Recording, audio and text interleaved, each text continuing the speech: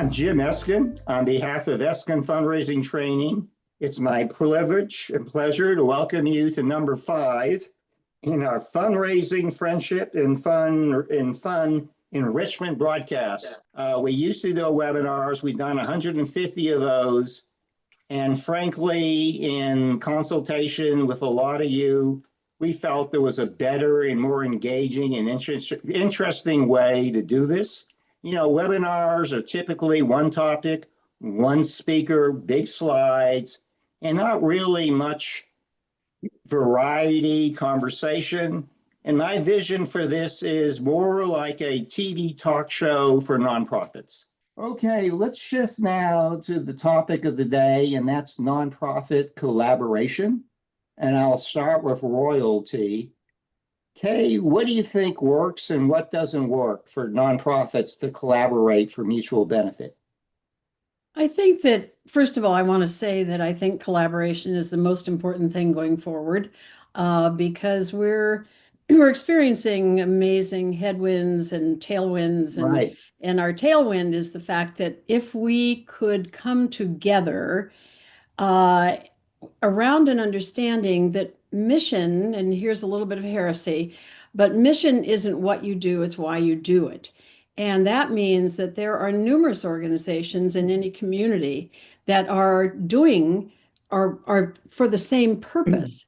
And we end up draining each other's resources, and we have, multiplied expenses where if we came together, Right. and I shared with Jim when we were prepping for this that right after Hurricane Katrina in New Orleans had lost, as most of us know, a third of its population immediately afterwards. I mean, most came back, but I'm talking immediately. I'm talking about when the nonprofits were meeting in a disused, but amazingly having survived, like an old furniture warehouse.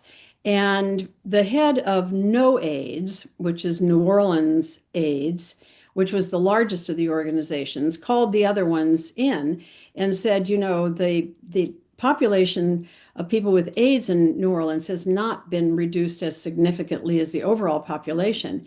And he said, I think that given what has happened, could we work together? Could we come together and see what each of us can do? And some fed, and others did research. And anyway, it ended up with the organizations merging.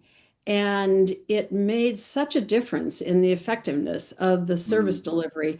And I shared that story once, and a woman from one of the Midwestern states, I think it was Ohio, said that there had been at one time 8 land trusts in Ohio. 8 land trusts, some for the prairies, some for the mountains, some for the rivers. Anyway, and they had all gotten together. And you don't have to give up who you are to collaborate. Yeah. You just bring together your gifts, your talents, and particularly now where our funding is so in danger for a lot of us, I think the more we can collaborate, the more you asked what has to be retained. If it's a collaboration rather than a merger, you want to retain your own identity.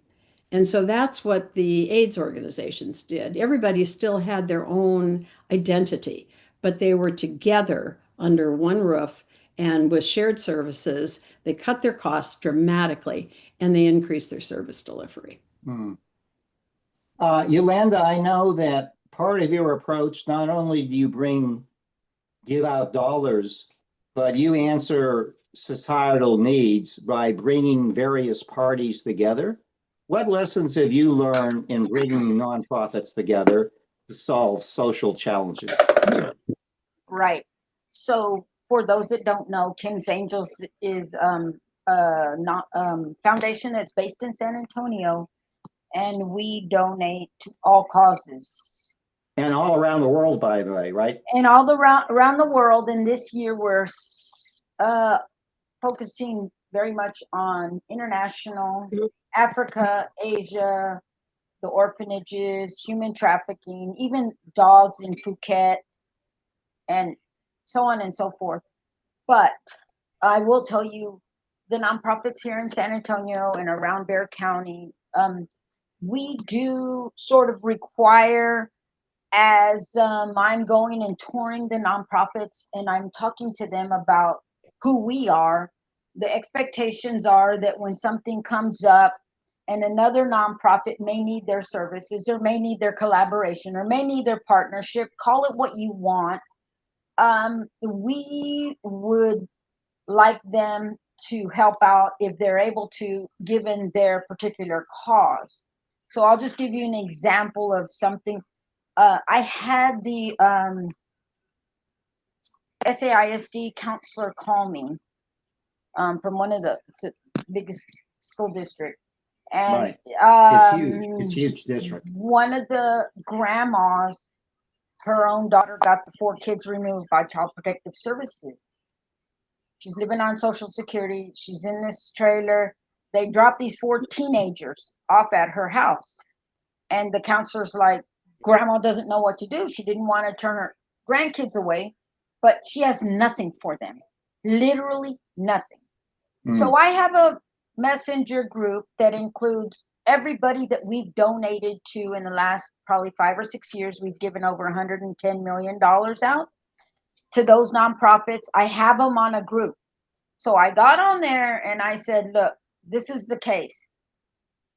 It took 5 minutes where one nonprofit said they were behind on the rent. They were behind on the electricity bill. One nonprofit said, I'll pay 2 months rent. One nonprofit said, I'll pay 2 months electricity. Grandparents Raising Grandchildren, Blessed Angels, and King's Compassion all said, I'll deliver groceries. San Antonio Threads has brand new clothes, shoes, backpacks, and hygiene products for youth, teenagers. Have grandma come in and I'll give them a couple of pairs of everything, undergarments and everything.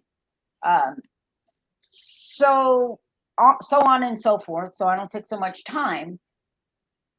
All these were different nonprofits taking care of this family and this grandma. Otherwise, these kids were going to go in the big foster care system. And that's not a great system to be raised in. And so that's what we love to do. We love where the nonprofits partner, help each other.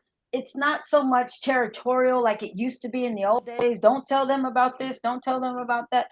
Play in the same sandbox if you can. I did sometime within the last week, I spoke to a group of 100 and somebody in the front row, an attorney, said, I'm thinking of starting a nonprofit. Tell me, what do I do? And I'm like, I can clearly send you the 202. I can send you the forms. But does that nonprofit already exist in San Antonio? And the mission of what you want to do, domestic violence, I can tell you Peace Initiative and Family Violence does this, that, and the other. She said, that's exactly what I want to do. Okay, you may want to put your eggs in their basket, right? So when it comes to new up and coming nonprofits, Nonprofit Council here in San Antonio is sort of guiding people to say, if you can collaborate or if you can merge, then do so, because you're duplicating services and you're making it hard for the funders sometimes.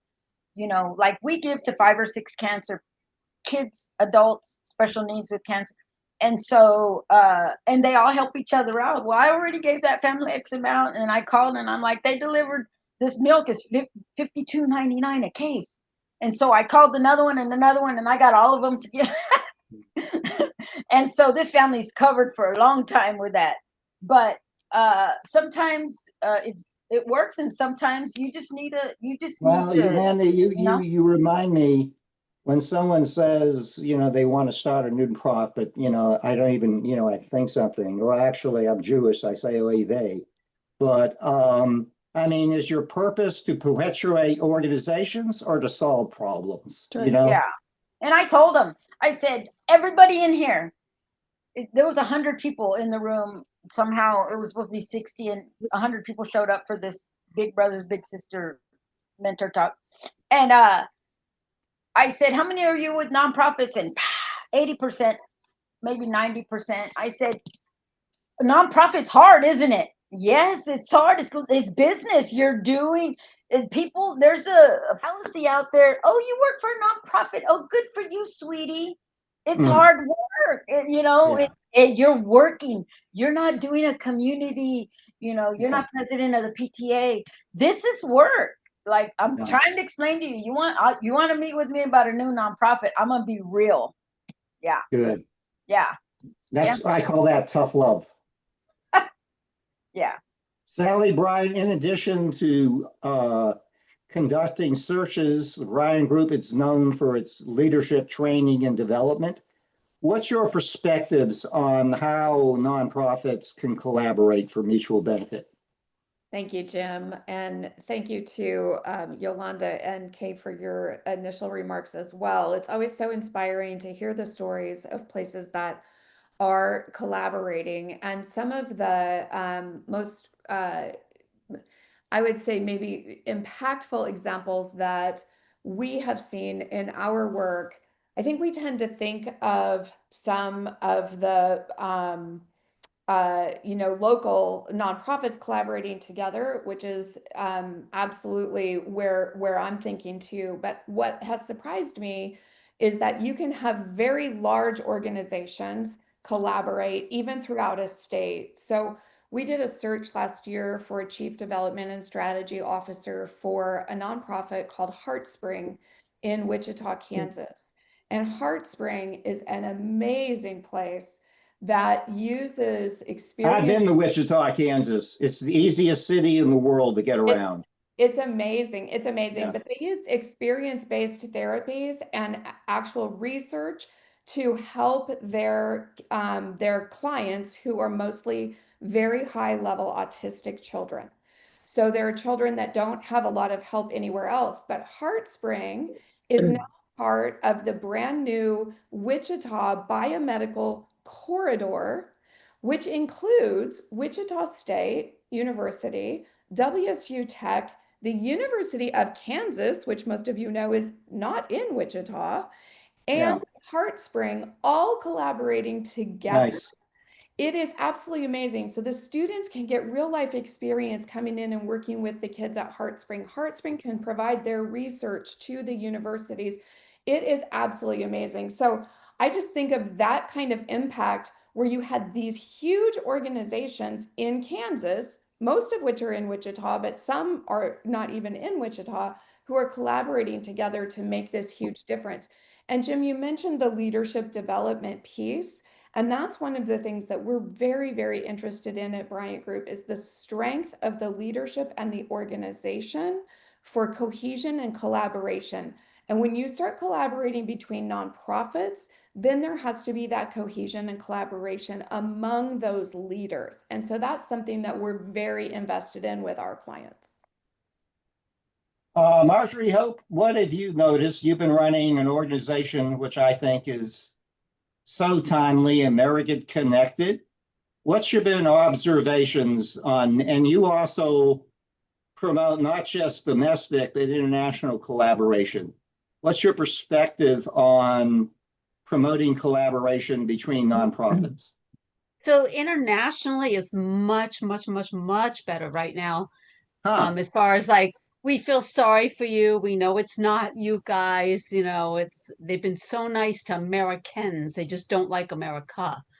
But I find that America has nothing to do with nonprofits right now. I find they're just like, we don't have the money. Everything's been cut. Half the people are gone. So now, sorry, kind of negative on that right now. But I have found that they're willing internationally. By the way, we have 3 ground rules. We don't discuss politics, we don't discuss religion, and we don't discuss sex. Now, I'm in favor of all 3 of those things, but we just don't discuss them. Yeah, but that's my answer. Yeah. Okay. Let me go. Christy, as somebody in the wellness industry, what have you seen?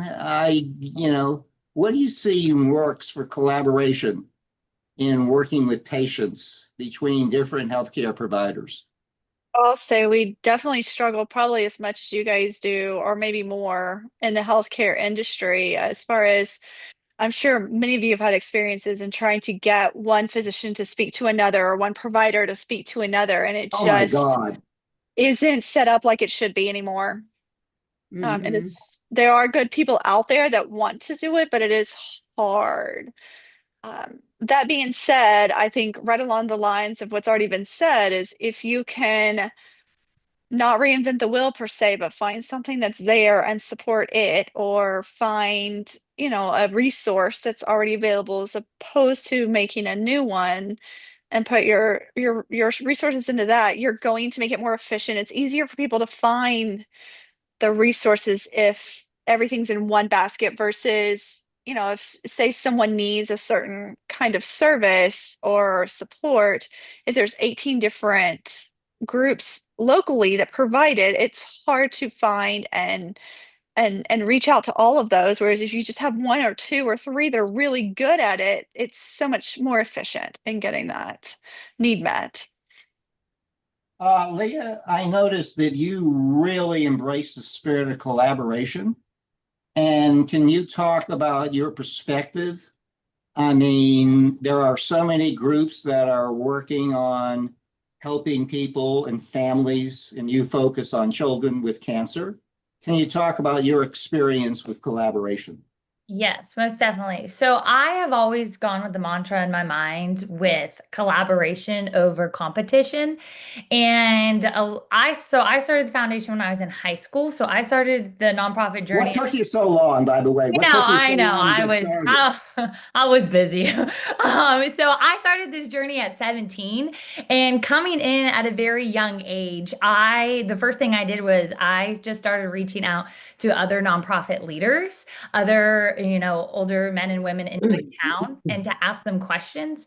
And right off the bat, I was hit with like two very different responses. I was hit with the one response of like, hey, no, good luck, but we like to keep our information private. And I got that one a lot as a someone young starting this. That was a very common response I got. But then on the flip side, I've had so many nonprofit executive, board presidents, founders, and they've really rallied and been like, "Hey, this is the CRM we did. Hey, this is how we did this. This is how I built my board of directors. This is, all my questionnaires." So I have always gone with working together has always been the most beneficial, especially in the pediatric cancer world. There's so many families. There's hundreds of families. And I've been able to meet a lot of other young founders that are near my age, and we've been able to pass families back and forth, which is like, hey, I can step in and I can cover, and a medical bill, I can pay the car insurance, I can pay, whatever needs to be. And then on the flip side, I'll have another nonprofit come in and maybe they'll give them a family photo shoot or they'll stock the fridge or whatever that may be. As you can imagine, there's so many, so many. It's so sad, but fit kids in the fight. And sometimes families need a lot of different resources. And so being able to connect them with different families and different communities and other nonprofits so they can have their needs met. I would always say that is something that I've always been passionate about. We just did a huge mental health retreat for teen girls that are actively in the fight. And Leah's Kids hosted it, but we were able to collaborate with three other nonprofits, one from New York and one from Virginia, one from North Carolina. And we were able to say like, hey, this is what Leah's Kids can offer. Hey, but this is what our amazing fighters can offer and give the girls even more resources.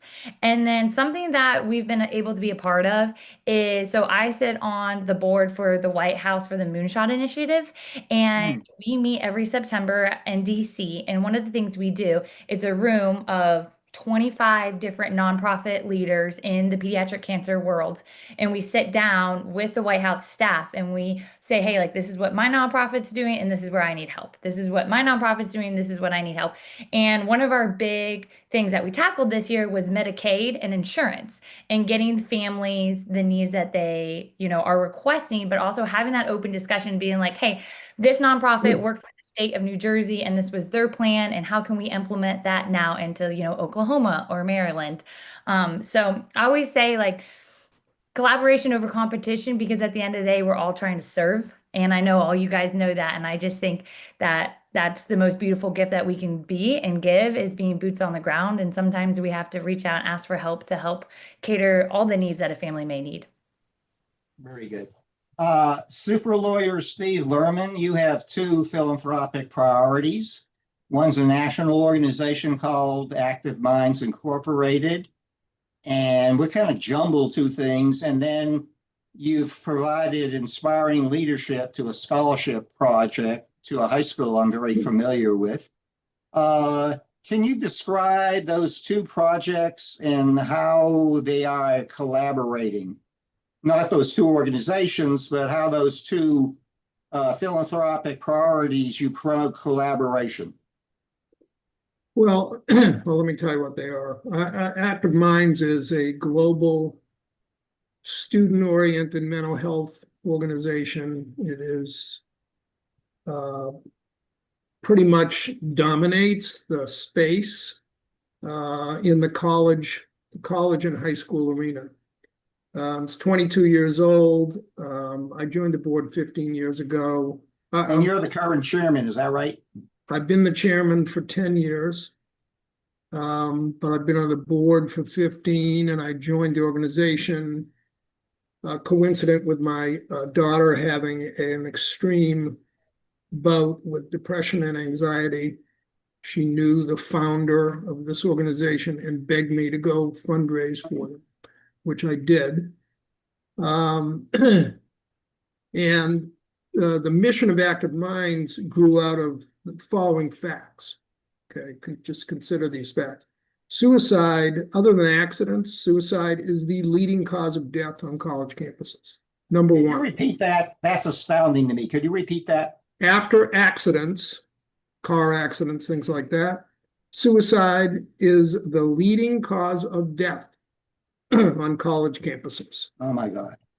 39% of students, college students experience a significant mental health issue, and 22% have considered suicide.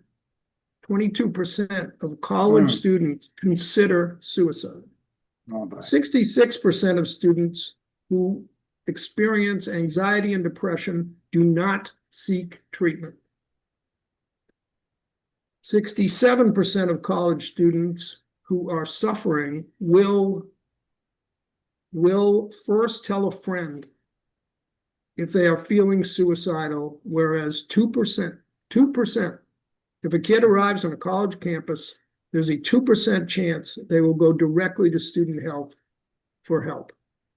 So those facts led to the Active Minds creation, which was to create peer-to-peer interaction on college campuses.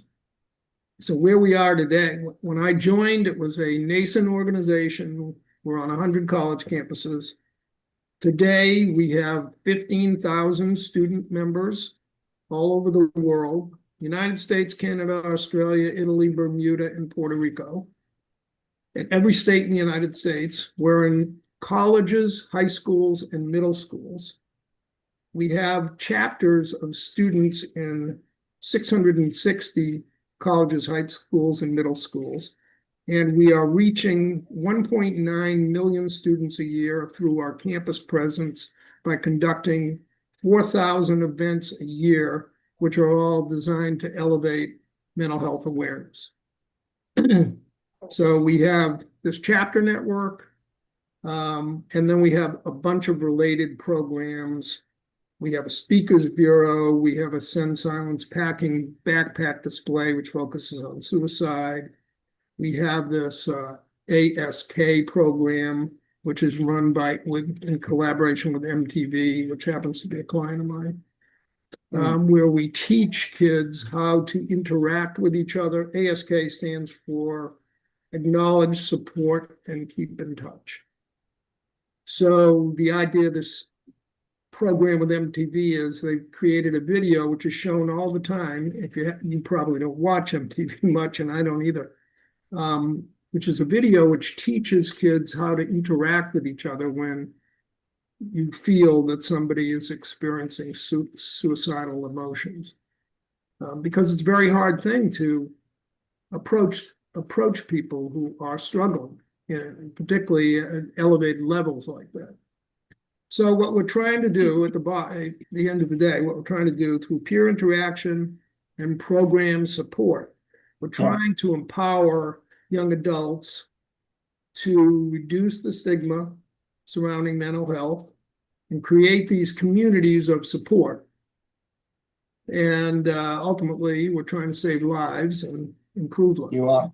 So that's Active Minds. And can you take a moment to provide the project that you lead on scholarships?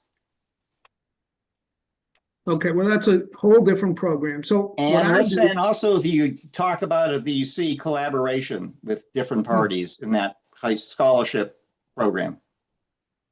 Okay. Well, I'm actually involved with 5 nonprofits, but the two you gotta lift that number. We need you more. We need to get that up to 10. But the other program, which is extremely impactful, a transformative program. And I humbly say, I created it with my high school classmates 15 years ago, coincident with our 45th high school reunion, Newton South High School. And we decided to give a gift to the school, and we created an endowed scholarship. And what we do is I go in May, and guidance counselors nominate students who are under-resourced and underserved, and who meet certain criteria that I give them. And we actually pick the kids that we want to give scholarships to. The scholarships are fine. The scholarships go to the universities and defray some of their expenses. These are all financially desperate kids. But then we assign every kid 3 mentors for life, Wow. for the rest of their life. Wow. Or ours. Is that, by the way, is that impersonal or virtual mentoring or whatever both. you want? It's both. When there's a crisis, it's in person. So each kid has, 3 mentors. Not one of my kids has 2 parents. I have 22 mentees. 10 are in school, 12 are working. Every single kid that we have taken on has graduated from college. Every single kid. We have a 100% college graduation rate. We will not let them drop out. And every single kid is gainfully employed who has made it through college. But to just give you the dimensions of that, in the Newton school system, which is one of the best school systems in the country, Yeah. a low-income kid who gets into college, the graduation rate is 30%. Because when they fail, there is no one there to pick them up. And what we do is we pick them up. And it doesn't matter why they fall down. It can be grades, it can be money, it can be anything. It can be a kid who needs an abortion, and that's happened. Yeah. We'll help them. So, and then we're delivering our networking services and everything else. We're getting them jobs, we're getting them internships, and we're ensuring that they succeed. So they're 2 very different things. Yeah, but Steve, I'm going to push you a little. Well, Just so feel free. happens, Everybody else does. I went to the same high school, Newton South High School. Yeah. And I have to tell you, Newton, Massachusetts, it's a fairly affluent community. And when I went there longer ago than I want to admit, I was a needy kid because I didn't have my own car. Obviously, the demographics of Newton South High School have changed a whole lot since the 60s and 70s. Yes. Can you talk a little about that? It amazes me. It's true. That's true. The demographics have changed dramatically. It was probably 75% Jewish when I was there. It's not anymore. And what's happened is, there's low income housing in Newton, and it's all mothers in my case. Have found ways to get apartments and get their kids into school. In addition, Massachusetts is one of the only states in the country that still has busing. And it's called Metco, and they Yeah. bus 2,500 kids from the poorer communities around Newton and Brookline into the schools. And there are about 50 to 75 Metco kids at Newton South High School at any time. So, and 3 or 4 or maybe more, or 5 kids of mine are Metco students who have been bused in from Roxbury or Dorchester or Dedham or somewhere else. So that's where we get the kids. But I'd say it's 10 to 20% low income. Well, I mean, this is a dramatically different demographic student enrollment than 40 years ago. Yeah, but they're overmatched is the problem. And then a lot of them are affirmative action kids, and they get into really good schools and they're overmatched. That's right. And what I've noticed mentoring these 22 kids is in the really good schools, they have really lousy support systems. In the big state schools like a UMass, Yeah. they have great support systems for kids that are failing. But at Mount Holyoke or Tufts, where I also have kids, the support systems are really weak. And that's where we pick them up. Let's pick on the royalty. Kate, does that observation surprise you? No, not at all. I've worked for years with a very similar scholarship program up in Napa, and most of them are kids of farm workers. And again, they get a mentor for life. But the change, I mean, Napa, everything's Napa is just like, oh, woo, woo, but Napa's not.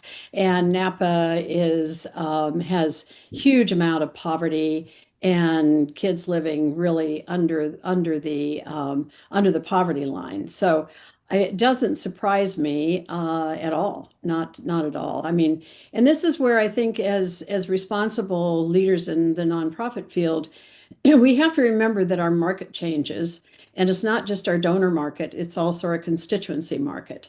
And we also have different pressures that we're looking at. And I was really resonating, Steve, with something you said about the percentage of kids, that come into university.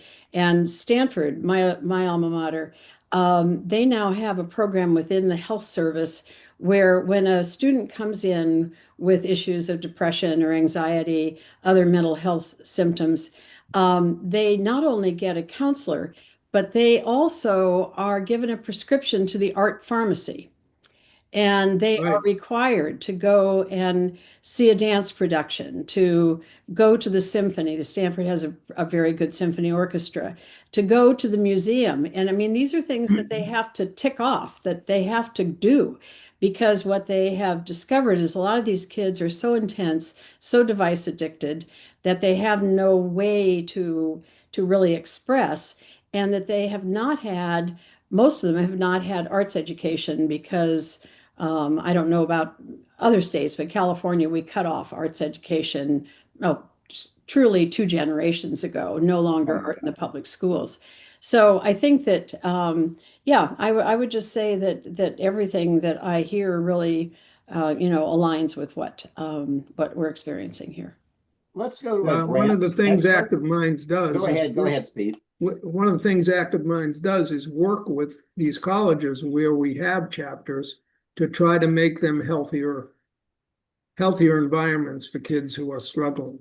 That's great. Suicide hotlines on all their IDs and student help, where they can get help and, things like that. We actually have something called the Healthy Campus Award, which when we started it 12 years ago, we got 5 colleges that wanted to compete for it. Now we get 150 colleges that want Fabulous. to, get the good housekeeping seal of approval from them. So. Let's get a grants perspective. Mary, as a grant writer and foundation relations expert, what has to be in place for nonprofits to team up and make a request? That I'm sure people like Yolanda love to receive joint requests, so they don't have to, there's one less than $1 million to sort through. But what needs to be in place to make a joint request? That's a great question. I think that both organizations or multiple organizations all have to be on the same page in terms of what each organization's responsibility is going to be in terms of, deliverables, what organization is going to get what funding and what type of reporting who's going to be responsible for what on both ends in terms of, deliverables, reporting, and then also in funding, what everybody's going to receive and what everybody's going to do. And sometimes that could also, apply to a fiscal sponsor as well. And, on behalf of an organization. So I think those are really important points that you have to have in place. Let's go, Randa Luna. Randa, are you there? You have a lot of experience in particularly the opera arena and arts, and I think all fundraising is difficult, but I think raising for arts and culture is especially challenging.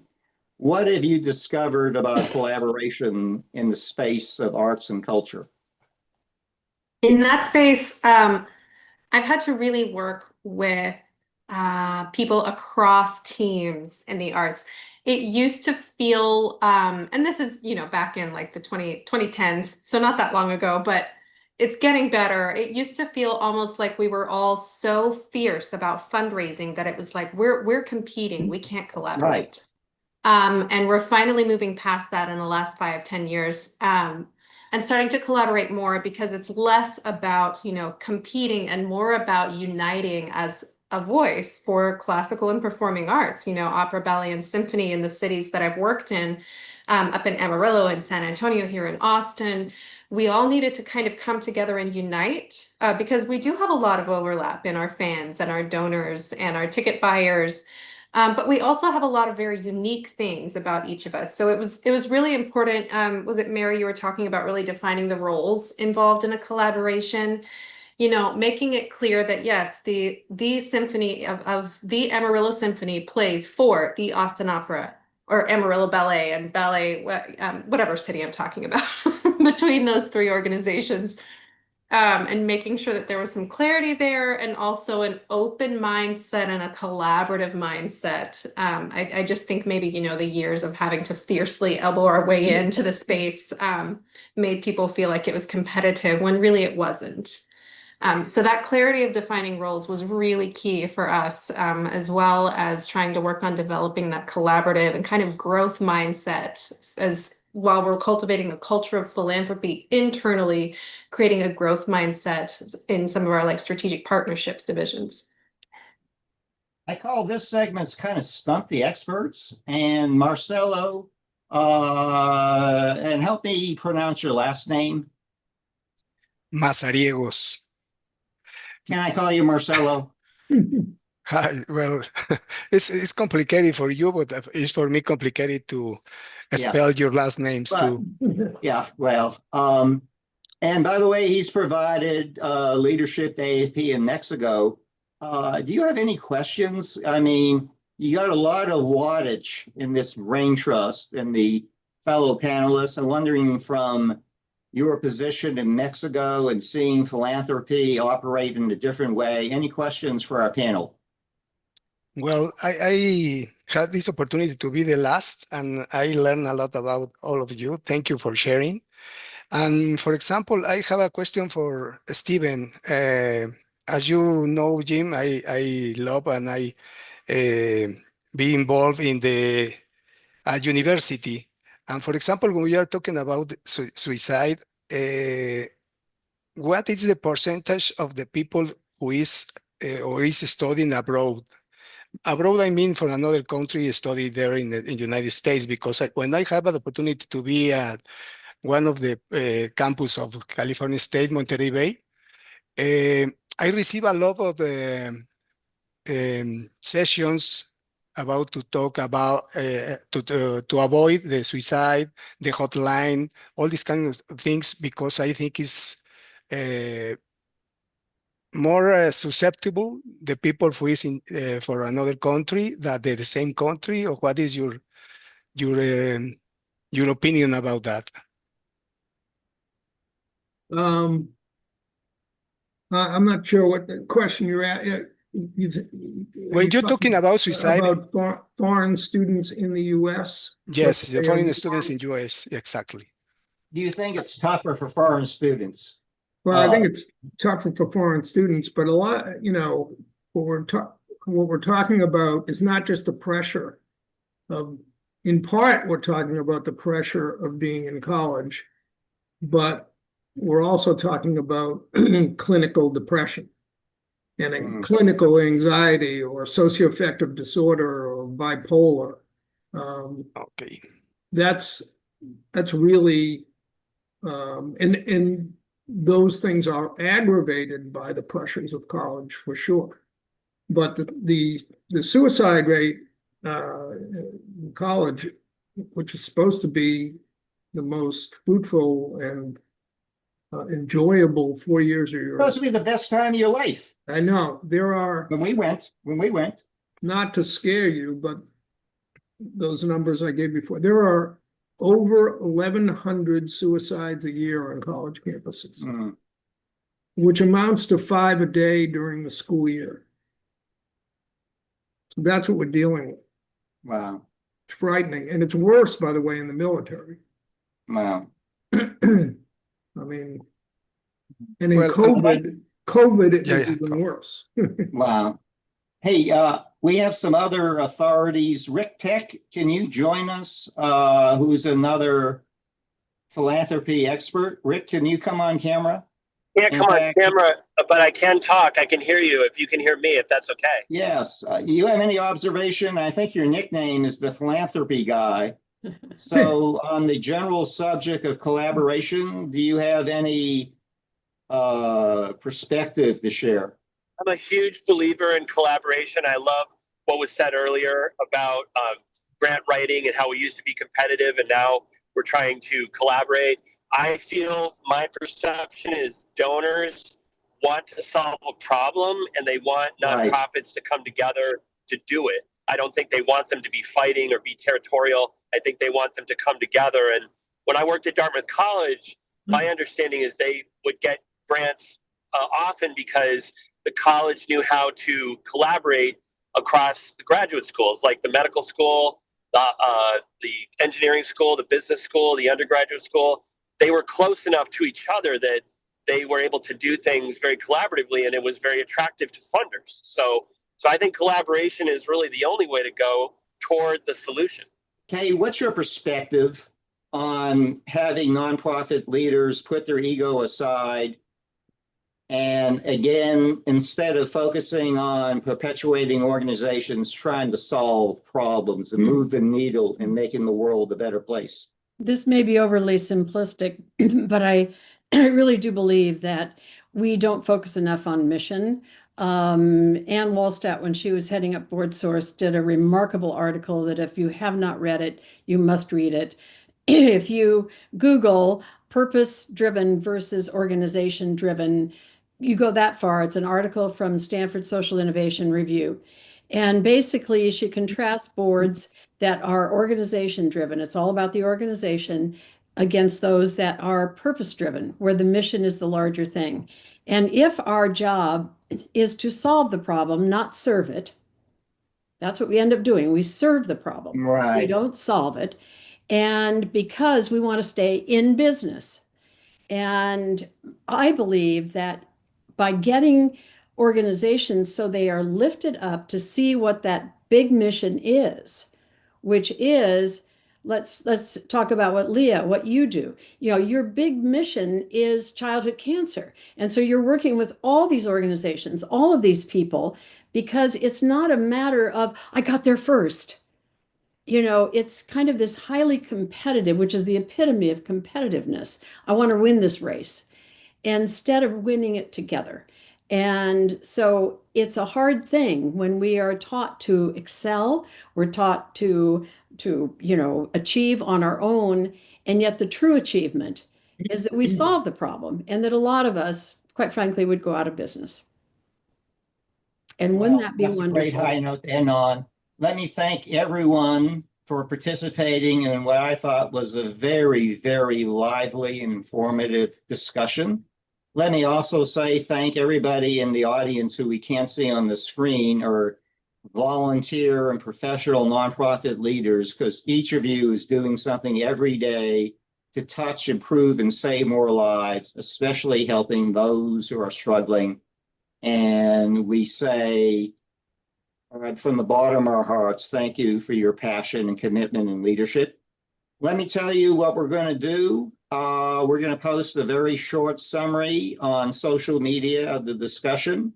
And then our producer, John Largent, is going to do an editing job, and we are going to place it on social media. Everybody who registered, whether they joined us live or not, will receive a copy, and that's all of you.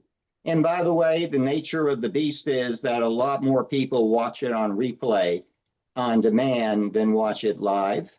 And then let me tell you, we were doing these monthly. We're going to take a summer months off. We're going to move to a stream of short videos and all. And I couldn't be more pleased with the way this is working out. Rather than just having one person, one topic, this is the type of engagement and the interaction and the conversation that we want. That's our vision, and thank you for making it happen. So again, as there are two gifts you could make, time and money. And every day I grow older, I realize you can replace money. You can never replace time. So thank you for the most precious gift of all. Each of you is making a difference in the world. So thank you for your leadership. Thank you for sharing your time. And we look forward to engaging you in other projects to bring and strengthen and boost the nonprofit sector. And in doing so, make the world a better place for everyone. So with that, I will thank everyone, and we will see you. And we learned that there are a lot of little kids riding big dogs out there, I guess, too. We also learned that today. So again, really, thank you. You all are inspiration to everyone.